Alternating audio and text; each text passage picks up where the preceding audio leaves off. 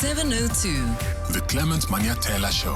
Let's walk the talk. Right now, we start the conversation with the former Gauteng Premier and Minister, now businessman, Tokyo Sexwale, who's in studio with me this morning. How are you doing, Mr. Sexwale? Welcome to sharp, 702. Clement. Are you well? I'm very good. Yeah. And you? I'm perfect. Nice to welcome. You used to be a host here on 702, hey? But you were in the old building. Yes, it was a good moment at the time as Premier of the province, and there was a suggestion made by some of the shareholders and producers Yeah, that I had attended a breakfast, yeah, not breakfast show, just a breakfast, Yeah. corporate breakfast of 702, and somebody came and said, "Look, Tokyo, we can give you 1 hour every evening on Yeah. Wednesday." yeah. And they named the show not the Clement Manyathela show. I don't know what Manyathela you, but it was called Talk to Tokyo. Talk to Tokyo. That was so revolutionary. Yes, yeah, that was that's so revolutionary. All right, welcome back to 702. Thanks a lot, yeah. I mean, you're coming in when emotions are still a bit high, because we were just talking on the open line about the Minister of Higher Education and what's happened in Parliament. Yesterday, she was claiming that they are taking me because I'm a woman. It's misogyny. Oof. But yeah, and I just think sometimes your party stresses us, man. Hey, Yeah, I don't know when you guys are gonna get it that South Africans just want you to do the job. Just take action against people who are doing wrong, fight corruption, and we'll be fine. there are two words here, Clement. Well, I didn't come to talk about the No, minister. I'm hijacking you. Yeah, I know it's hijack, but let me say that it's been a long while. I apologize. I think it's more than a year you've been trying to get me into the studio. Yes, But finally, you catch me in the streets and we're I here. dragged you here. Two things. It's three. Minister, higher education. So let's go to the last word, education. We have to conduct ourselves like educated people. Can't just be in charge of portfolio and you are dishing out something that is opposite to education. It's worse, second word, the higher. It's not just education, it's a higher one. We expect high performance, more accountability, more responsibility. And the first word, of course, is a minister. We tend to forget when we get to the government. You say I was in the studio when I was Premier at the time. We just set up a government in 1994. People since then, a lot of people, it has become commonplace today, seem to forget that you're a servant of the people. You're not a boss. So we come in, I'm the boss, I'm in charge. Somehow this thing got lost. We've got to go back to basics. And the spade must be called a spade. The president must crack the whip. Okay, must crack, I repeat. The president must crack the whip. You know why they call him spineless? Why they call him names? He's not that. But they call you names because you don't act. Crack the whip, do the right thing at all times. So you can't have a minister, and I didn't come here to talk about that, but I had the emotions when I was in the car, behaving like that. Parliament is where you account. You must remember that you account. You are elected by Parliament to be a member of Parliament. You are responsible to the portfolio committees. Those committees are Parliament itself, and then you answer the way you want to. So it's like you show no responsibility, no courtesy, no sense that I've come to serve here. You're the boss. So maybe she has got to be reminded. Maybe she's got to put in the cooler for a while. She needs to be educated herself. But when I say the president must crack, I don't care who the president is. Happens to be Ndati Ramaphosa today. Yeah. Talk to her. Talk to the nation. Take responsibility, and we should not hide behind the bush. Well, he's waiting for more pressure to pile up before he acts, because that's usually how he does these down. You things. see, that's how people Yeah. make all types of joke about a head of state. You are kicking the can down. So let's not just, a lot of us, we want to be nice, face this minister, teach her, educate her. This is a higher education calling. And the one who employs her must crack the whip. Yeah. Don't wait for reports. You can see the television where she's talking in Parliament. Parliament is real, so you can't say, I'll still get the report. There is a report. There it is. Yes. Urlo Batla report. Where? When it's There clear she is, there, you've yes. just seen how she's behaved. But you want a report? Parliament is legal. Everything said there is law. Yeah. Go Okay, ahead. so let's talk about the national dialogue. The president has announced this dialogue, wants us to talk, says let's now define what the next stage of our democracy is going to look like. you've got some concerns about this. Well, I mean, you've been part of some historic dialogues that have taken place over the years. Do you think this is what South Africa needs right now? We are not short of dialogues in the country. We are not short of words. We've had dialogues for ages, since the commencement of the current situation in South Africa. I can go back to 1912. I've just written an open and candid letter to Sis Brigadier Bam, who is the convener of what they call the Eminent Persons Group, which has been established by the president. In his thinking, he felt that we need to talk. But the truth is that it was also put forward by former President Thabo Mbeki. A number of people have been toying with this idea. Talking is not a problem. In 1912, when the ANC was formed, it was a dialogue. That dialogue was in response of another dialogue that had taken place. The first dialogue was the one of the whites. It was racist. They had decided to form a country out of 4 republics: Natal, Cape, Free State, and the Transvaal. And they formed a country called the Union of South Africa. It was that dialogue. But they excluded us from that dialogue. Okay. 2 years later, after 1910, we dialogued as black people, responding to that, to set a stage of what kind of South Africa we need to build. The ANC was formed. So that's the first dialogue.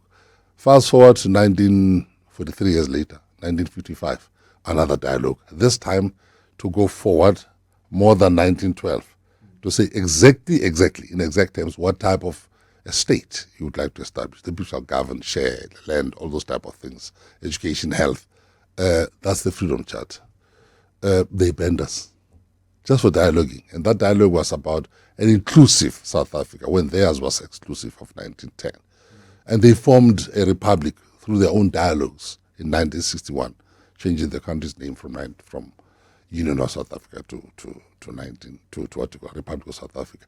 They forced us underground. We took up weapons again, okay? And of course, we forced them back to the table for discussions in 1994 or in 1991. We came with the process of the convention, CODESA. That one was a very serious one. Watershed, because it resulted in formation in the writing down of the Constitution, the one that is governing us right now. So we've had dialogues in the past. The problem is not, of course, National Development Plan itself came as a result of dialogues. There are many other dialogues that have happened, not just nationally, but sectorally, in different parts of the country, different sectors and so on. The problem is not dialogues. It is implementation of things that we're dialoguing about. Implementation, and executive, more implementation. Before we speak about implementation, how did we get here? Because part of the problem is that there is a president who wants us to have a conversation as a nation about where to next. But the reason we need this conversation is because there are certain things that have not been done. The reason we need this conversation is because there have been certain failures over the last 30 years when the ANC has been in power. And I'm not seeing the place where we are also asking the critical question of how did we get here? So you're trying to avoid accountability, but hey, let's move forward. But how do we move forward when we're not able to see what actually worked, what actually didn't work in the past so that we don't repeat the same mistakes? Clement Manyathela, you see, you are Nyathela now.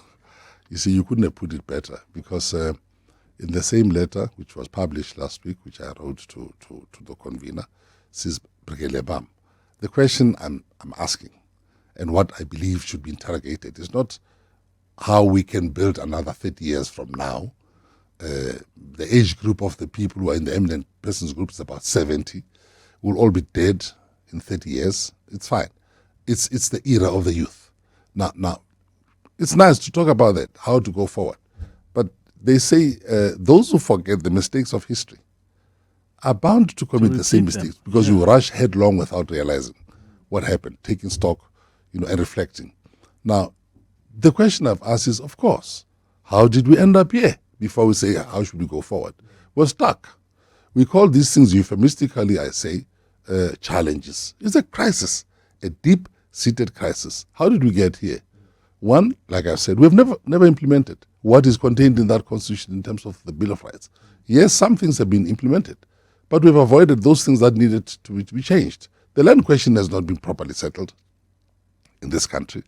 We said that there must be proper empowerment of the people of South Africa. That has not been done adequately. I'm going to say that from this side of our table. People should realize I'm sitting around the table with you.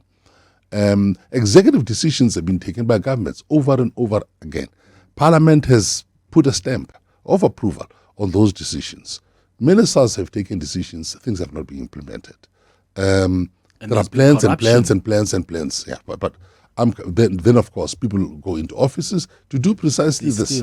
Yeah, to become bosses of people. Then once you've reached that level, it becomes a free flow of wrong things. One, you start appointing the wrong people. Because my cousin, my sister, it's full in the press right now. My cousin, my mother, my sister, my brother, that type of thing. So you start owning this thing. Number two, you start giving contracts and monies. And it's all about government is about budgets, and budgets is about distribution of public money, taxpayers' money. You distribute it anyhow to your friends or relatives, that type of thing. You appoint malcontents, people who are incompetent. They know nothing about what they're doing. Some people have got very huge degrees, but they don't know how to implement them. Got good marks at university, but doesn't mean that you know the job here. You know, get somebody from university who knows the job, not somebody who's got good grades but who doesn't know the job. Or people know their jobs, but they decide to avoid because the job has got accountability, it's got responsibilities, it's got rules, regulations, laws.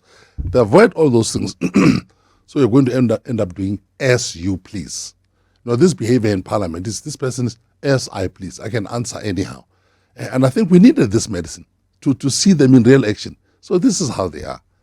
So imagine what people will be doing behind their offices in privacy, where they have staff to take care of.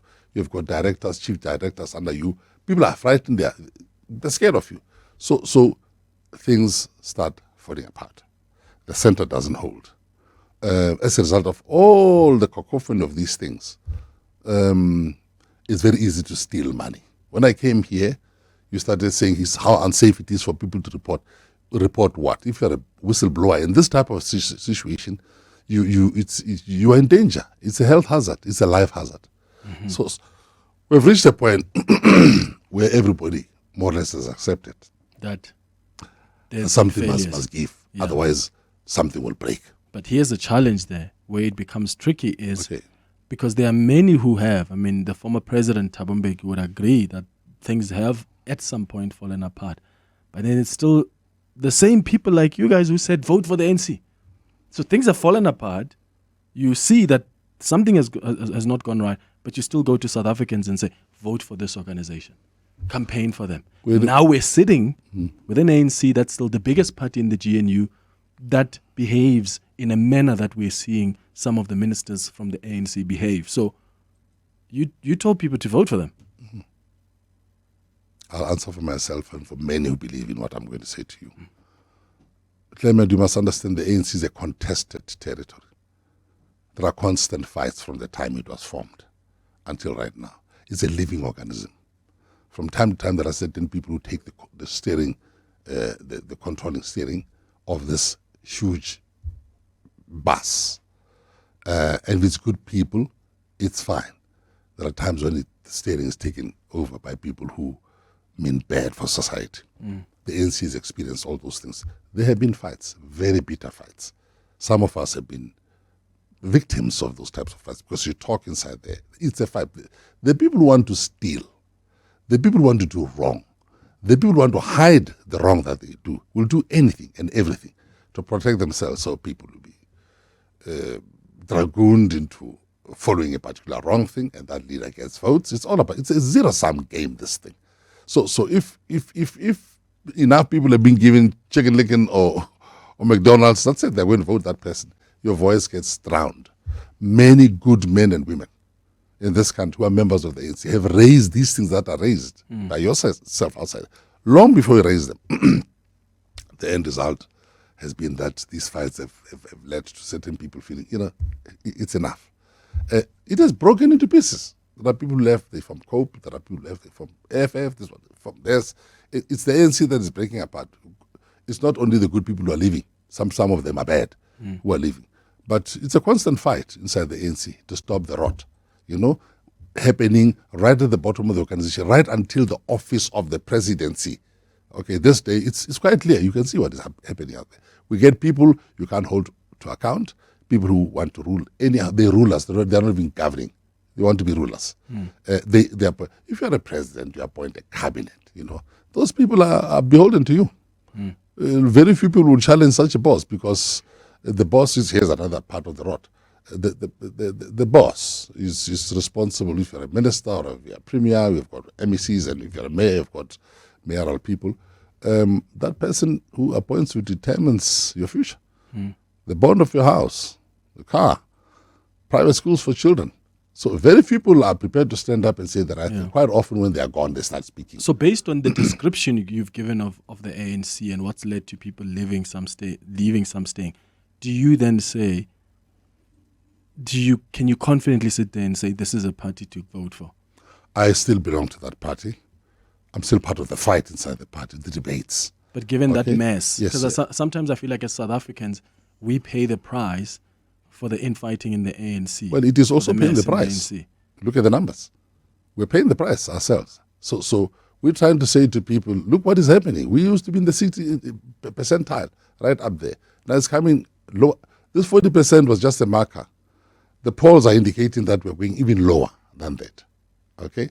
So it's a question of at what stage does this thing give? We're trying to save this organization. You think it can still be saved? Well, there's been talks about renewal and so on. Even They've been talking about that for even that 10 renewal. years. Yeah, I understand. Even that renewal itself is if people who are in charge of renewal, like I said, if the arsonists want to return as fire brigade leaders Fire here, brigade leaders, which is what we must be careful about. This isn't that the case with the dialogue? Yes, arsonists absolutely are returning to the crime scene as the fire brigade team. Yes, from the tattered clothes of the one who started the fire last night, returning dressed up in the bright and flashy uniforms of fire brigade people. So we've got to be very careful that this dialogue must not be led by people who, in the first place, are responsible for the causality of the problems.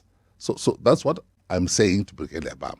Otherwise, this thing will fall flat on its face. There's a good chance that the dialogue may produce something, but there's also another chance that things can go worse. What could it produce? Because I'm just trying to think here. Like, okay, fine, we're gonna have to talk about our challenges, but as you said, we know what the problems are.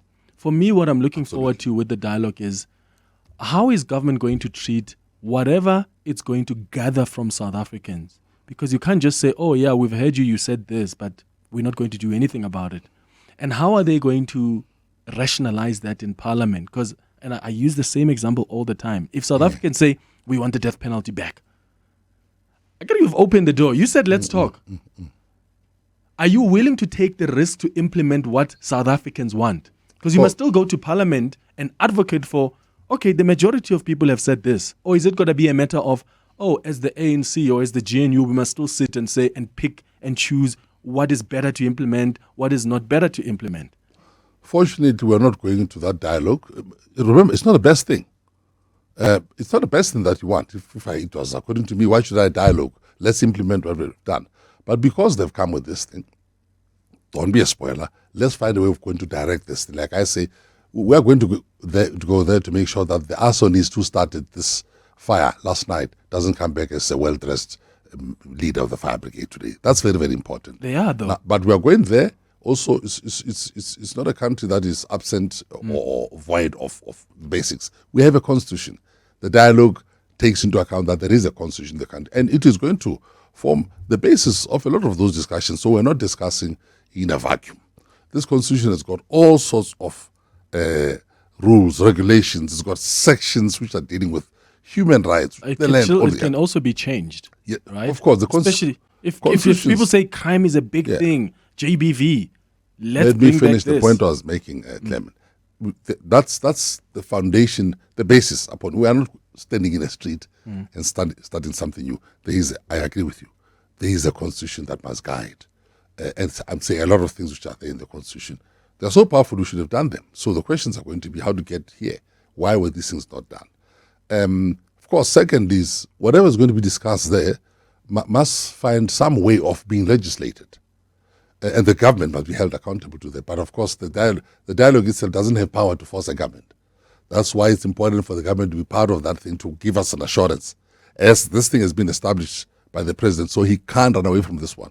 He established this thing, the government-led thing as well, or government participation, not led, so that the results of those discussions must find expression in implementation in some kind of law legislation that's going to be passed related to that. Coming to the point that we have raised, this dialogue is a risk.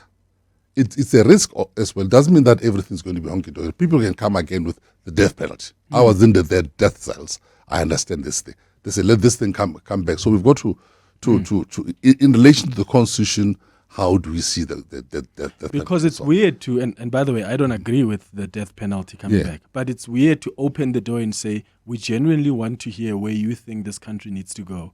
And when people tell you where they think the country needs to go, and you say, oh no, that's actually not going to work because it's against our constitution. But you've opened the door to say, I want to hear you. We assume, the assumption is that what is in the constitution arising over the dialogue of 1984 is good.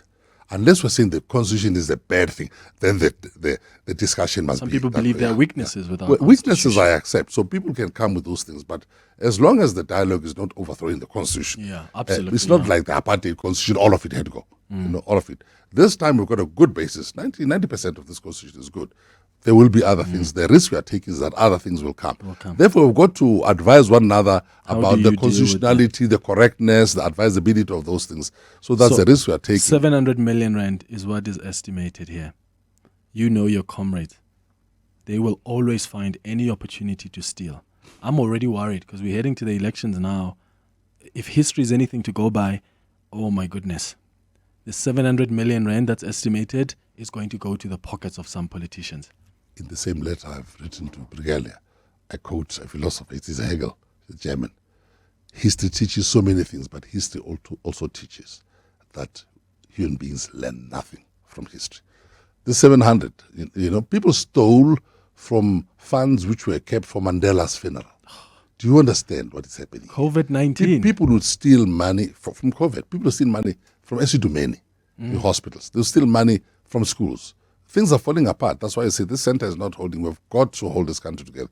So this 700, there must be an accounting system away from government because, remember, the cause of these problems, a lot of people, many good men and women inside this government, but there are people who are sitting there, known thieves or suspected ones or unknown ones. You need a proper, independent accounting mechanism so that we can talk about cost cutting, cost control, cost containment insofar as this dialogue is concerned. Otherwise, we can end up with not just a chicken egg, but with a huge ostrich egg in our face. And if this one fails, God save us all. Because then the dialogue of the streets will take place. So we've seen that. I'm not threatening, I'm just observing. I'm scared of the dialogue of the streets because it comes with pangas, with guns, with lawlessness.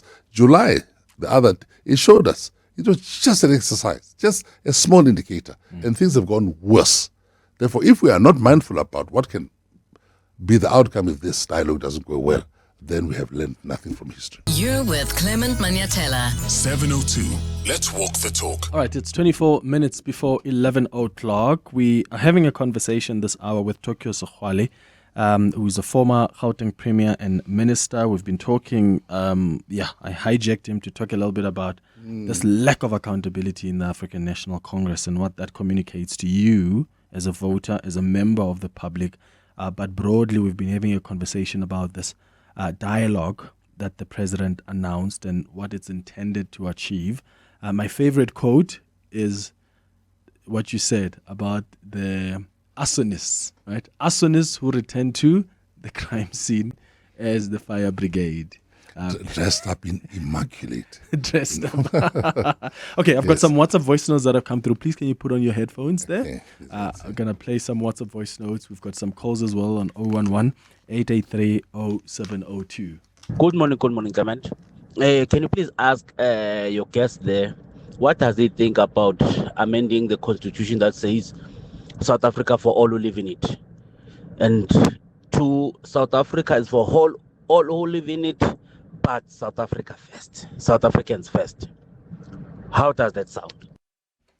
So the preamble, South Africa belongs to all who live in it. He's suggesting, how about yes to all who live in it, but the priority to South Africans first? I'm one of the people who were there at the drafting of the Constitution. Was a member of CODESA, chairman of this province at that time. So we're members of the Negotiations Commission, which was run first under Thabo Mbeki. Cyril became, therefore, the successor to that. I don't think we can give such an answer to that question here. It's a moot question, because South Africa belongs to all of it. To all of its people come from the Freedom Charter.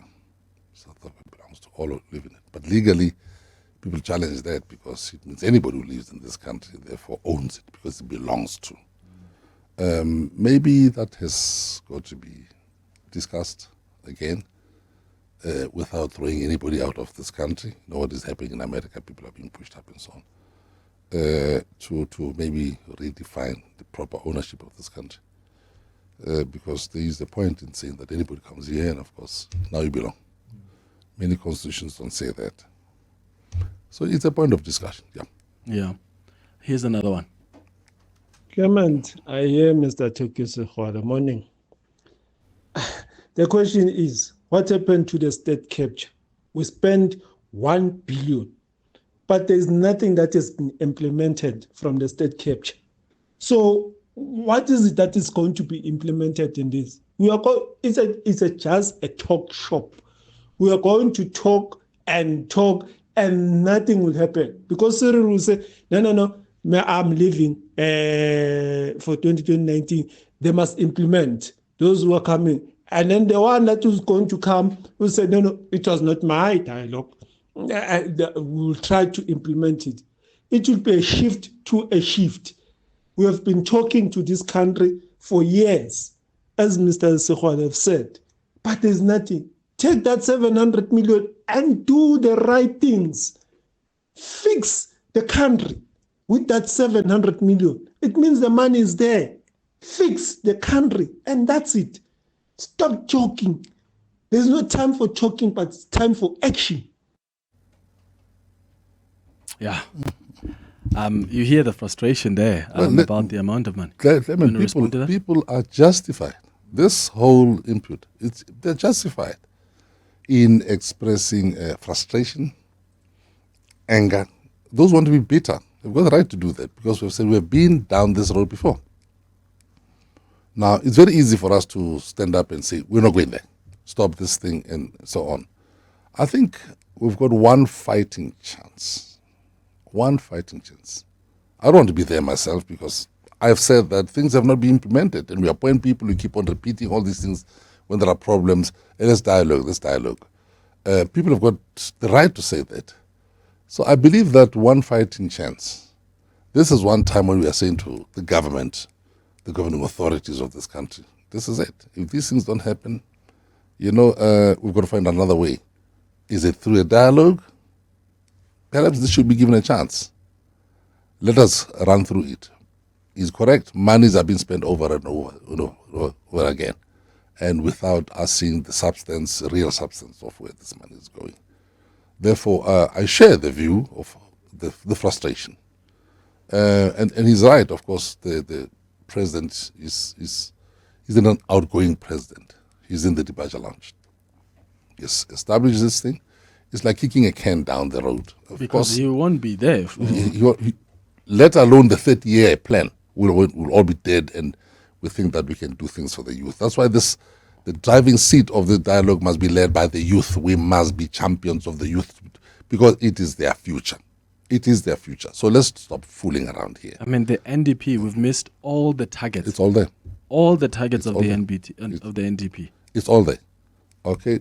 It's all there. The NDP, I mean, how much has been implemented insofar as that is concerned. But coming back to the Zondo Commission, sadly, over 90% of the people mentioned there come from my party. So it comes from my party. All these malfeasance, all these malcontents, all these people who are fingered as potential criminals come from my party. It's a sorry side. But it says something. It's not journalists who are saying this. It's the judge. After a process of people presenting, and they come to the conclusion that the problem is here. So if you go down 40%, don't be surprised in the streets. It's real. Face this thing and the numbers are coming further down. So I'm saying whilst the ANC has got its own, we have got our job to do insofar as whatever we can renew. Let's also not postpone the issues of the nation, of the nation on behalf of the ANC. It's the elections next year. You're going to be telling South Africans to vote for the ANC again. ANC must not try to solve these internal problems through this dialogue. People will see it, and they're already voicing their opinions so far as that is concerned. I want to repeat, like Mandela used to say, there are very good people. This is an organization of good people. Let me tell you who are members of the ANC, who are not corrupt. They are there, they vote. They believe in this thing. It's you, it's a teacher, it's a nurse, it's a petrol car attendant, it's a taxi driver. This is us. I was the leader of the ANC here, at national and provincial level. These are these people. That's the ANC. They've done nothing wrong. The story, it is from them that things are being done. Therefore, there are malfeasance. There are malcontents inside the ANC who protect one another. They'll do anything. So why must those people who are honest then keep the organization? That's why the ANC must renew itself. But they failed. Well, this is 10 years. 10 years have been talking about renewal. The more it fails, the numbers will talk. Have you seen it? So what I'm asking is, next year, are you going to go out in Soweto again with Thabo Mbeki and Clement Manyathela and tell South Africans, vote for this party? When you have seen their attitude, when you have seen what's broken about the organization. Because people listen to you guys. Like, I know of people who, when Thabo Mbeki stands there, the former president says, give this organization a chance. They love the man so much that just on that word, they're going to do it. And now, the same former president will come back and is frustrated by the organization, and they're left with, oh, but he told us to vote for them. And here we are now. And I'm not saying this to decampaign the ANC in any way, because I say this about the DA, I say this about many other organizations. I'm just, right now, we are talking about how things have fallen apart. Would it make sense for you to go out to the streets then and say, vote for those organizations? The next General Council of the ANC is coming. I think we have got to go back to basics and say exactly what you're saying. You now expect us to go and vote for these people, for these Zondo people. We'll talk it there. If renewal is going to be a renewal, then we must face the facts, call a spade, and people should realize that you can't expect us to go. That's why the numbers are not just coming down. Leaders are also beginning to realize that it's a lost cause. But I want to say, the ANC, the majority of the people, they're not a lost cause. That's why the ANC must take a knee and bow down to the views of the people, as it has always done throughout its own dialogues in 1912, 1955, and so on. The ANC must come to terms with the fact that, you have been given enough of a rope. You're going to hang yourself. So the point is, we're going to the next conference of the ANC, where these things have got to be spoken in real. Don't just throw these problems into society and say, let's dialogue ourselves. You dialogue yourself. So the ANC, you're the arsonists. Yes, maybe. There are lots maybe of they're the arsonists. No, not all of us, but there are arsonists but in my party. Which party was running this country for 30 years? Let's not. And now they say, hey, let's talk. Let's leave semantics. Of course, I agree with you. Give me a chance. I agree with you that lots of the arsonists, that's why I'm saying, who has been the governing party since 1994? That's what this dialogue is going to have to do. Read the letter I've written. Yeah. Let's find out how we got here. And what I didn't ask is the following question. Let's find out who got us here.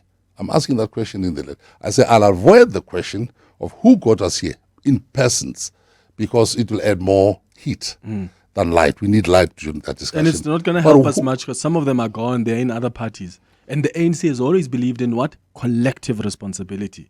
All those things will have to be interrogated. Yeah. Who do you think is... We can't risk our lives, our future, our youth, everything has been risked. And continue to risk this thing and not take into account what people are saying. Yeah. I'm saying, Clement, on this point, you're not the first person. You're not the only person saying this. The percentages are talking exactly what you're saying. Therefore, if you don't learn from the mistakes of history, you're going to go into the errors in the future. Musibiadi, you're calling us from Roodepoort. Good morning. Yes, good morning, Madimecha. Good morning. I'm just concerned about our ruling party. Ne? We had our previous president, like Mr. Muntatembeki, ne? Bo Ntate Tokyo and the life. Mbeki in particular. We all know that already he was an economist, and our economy is in tatters. We all know that. Why can't he swallow the pride that they told you about the hurry? Because I feel that our ruling party is in the darkness. We are in the wilderness because of them. They are all the in the wilderness. Can I go for them? Swallow their pride, swallow their anger, but to go a little bit directly. Instead, Baba Bitahe last night go for vote. Baba convince or vote. Instead of Baba use to reshape this economy. Baba revolt.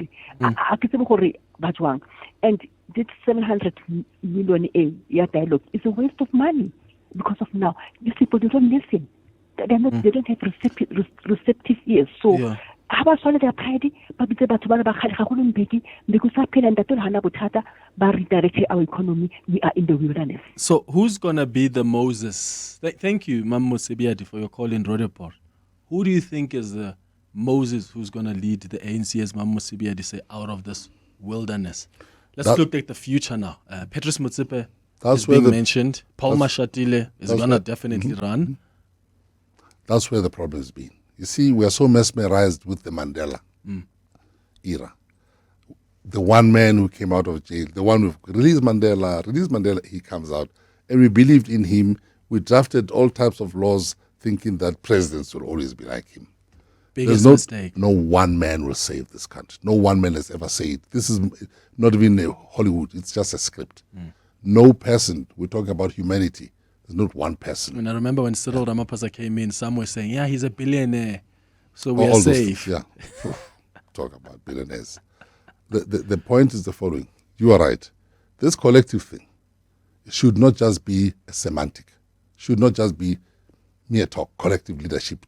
It's nonsensical if it's going to be collective leadership and yet we all bow down to one person and hope that he'll give us jobs, opportunities. I'll be a mayor, I'll be a councillor, he'll make me an ambassador, a minister, an MEC, that type of thing. The collective leadership must be redefined inside the ANC, must hold the president accountable, not him employing us. And for instance, let me make an example. We must put an end to the president from the NEC, National Executive Committee of the ANC, having members of the National Executive as members of his cabinet. Your National Executive must hold you accountable. Because if people are members of your executive, you are elected as president, you are going to choose ministers from those people. You turn your own...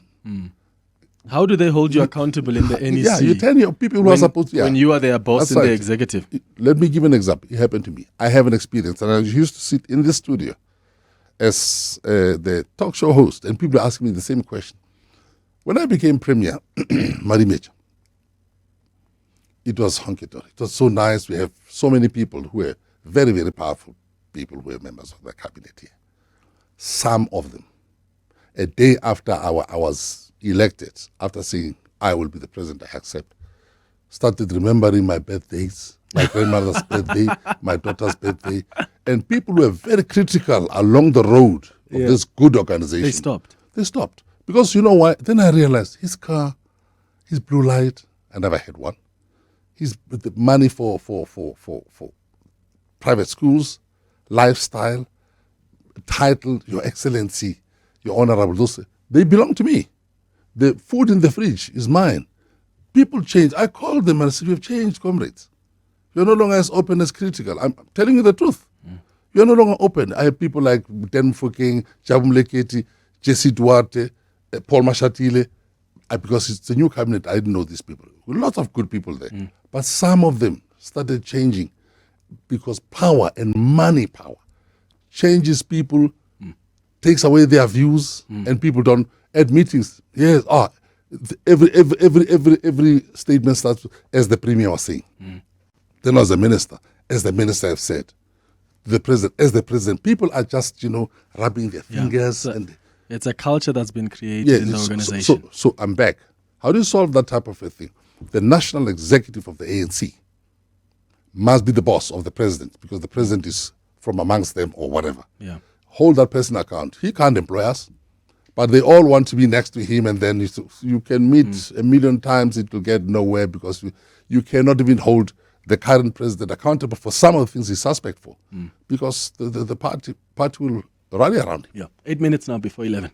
You're with Clement Manyathela. 702. All right, it's 6 minutes before 11 o'clock. We're wrapping up our chat with Tokyo Sexwale, who's in studio with us this morning. I've got some messages I want to go to in a moment, Mr. Sexwale, but I asked the question earlier. You didn't respond to it. Paul Mashatile, is that the president the ANC needs?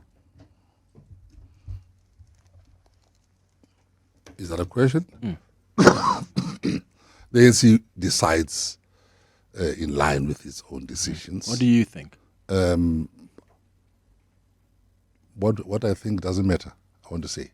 Because I would like to point out who I may want to be the president. It's not for me to make that decision.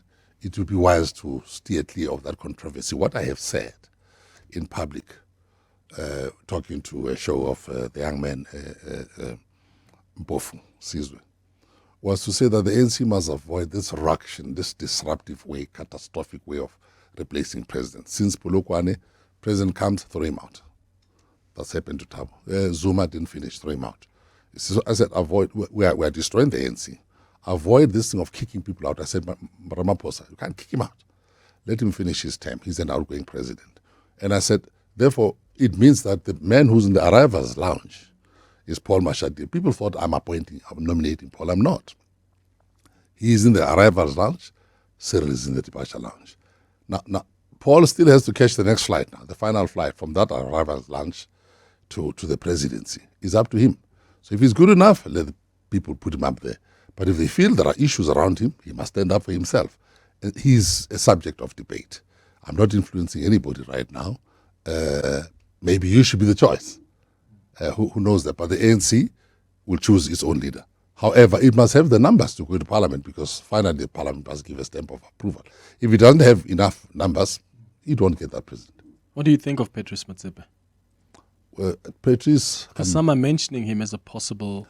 I've seen that. I don't know if he's interested in that because when he was in NAFCOC in the past, he did make a statement that... He doesn't want it. Yeah, that politics is for crazy people. He says, I'm not mad. You see, was he wrong? Perhaps not.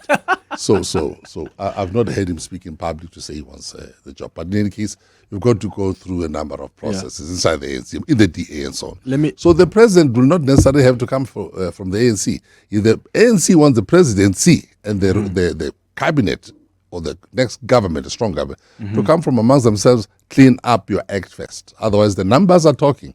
I'll keep on saying the numbers are talking. People are talking, and the ANC must learn to listen.